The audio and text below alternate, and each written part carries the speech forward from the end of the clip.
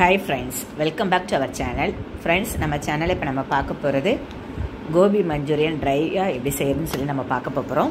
நம்ம சேனலை first time பார்க்கறவங்க மறக்காம Subscribe பண்ணுங்க, சப்போர்ட் பண்ணுங்க, லைக் பண்ணுங்க, ஷேர் பண்ணுங்க friends. ஃபர்ஸ்ட் நான் காலிஃப்ளவர் நல்லா க்ளீன் பண்ணி எடுத்துர்க்கறேன். சின்ன சின்னதா கட் பண்ணி எடுத்துட்டு நம்ம அதை அதில் ஏதாவது பூச்சி இருந்துச்சுன்னா போகிறதுக்காண்டி மஞ்சள் தூளும் அது மூழ்கிற அளவுக்கு தண்ணி ஊற்றி ஒரு 1/2 hour நீங்கள் அப்படியே வச்சுருங்க. 1/2 hour கழித்து அதை நல்லா க்ளீன் பண்ணி எடுத்துக்கோங்க.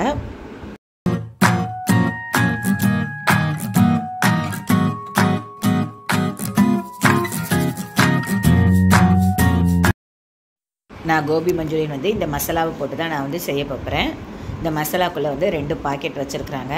ஒன்று காலிஃப்ளவரை ஃப்ரை பண்ணுறதுக்குள்ளேயே பாக்கெட்டு. நெக்ஸ்ட் நம்ம ஃப்ரை பண்ண பிறகு நம்ம எப்படி செய்யலாம்னு சொல்லி நம்ம பார்க்கலாம்.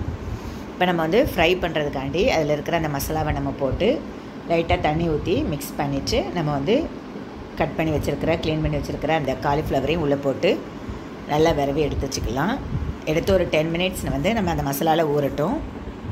ஊறின பிறகு அதை நல்லா ஃப்ரை பண்ணி நம்ம எடுத்து வச்சுக்கலாம்.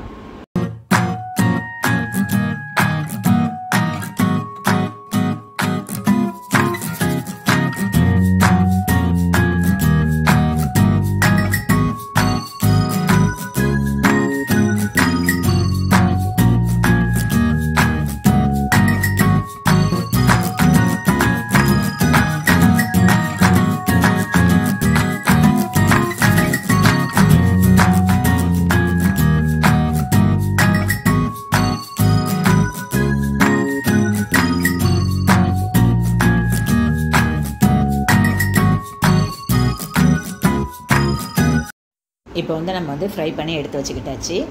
நெக்ஸ்ட் கிரேவி செய்கிறதுக்கு பெரிய வெங்காயம் கொஞ்சம் மீடியம் சைஸில் கட் பண்ணி வச்சுருக்கிறேன். குடமிளகாய் எடுத்து வச்சுருக்கிறேன். இஞ்சி பூண்டு பேஸ்ட் இருந்தால் யூஸ் பண்ணிக்கோங்க, இல்லாட்டி சின்ன சின்னதாக கட் பண்ணி எடுத்துக்கோங்க.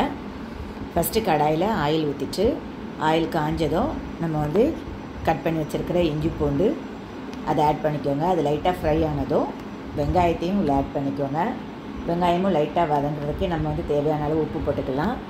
வெங்காயம் லைட்டாக வதங்கினதும் அது கூட நம்ம குடமிளகாவையும் ஆட் பண்ணி சேர்த்து நல்லா வதக்கிடலாம். ரெண்டும் கொஞ்சம் வேகட்டும்.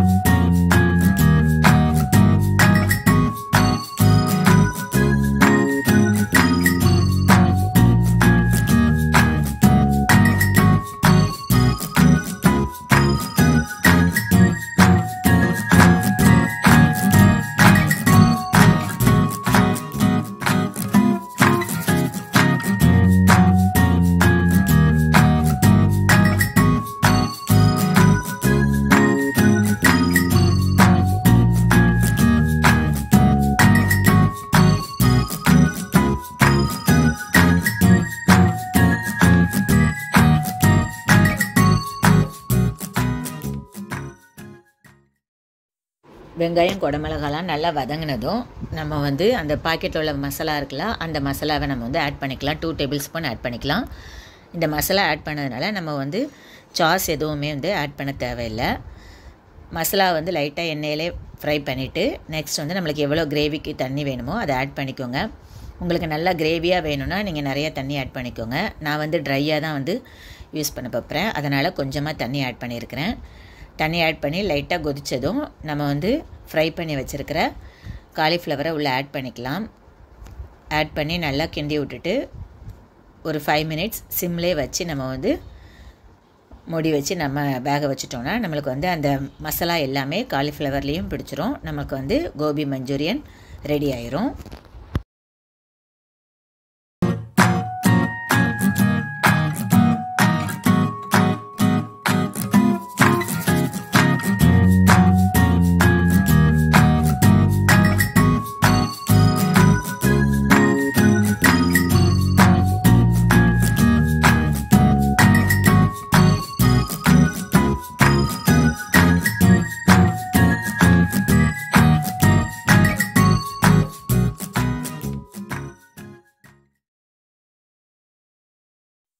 இப்போ நமக்கு வந்து கோபி மஞ்சூரியன் ரெடி ஆயிடுச்சு.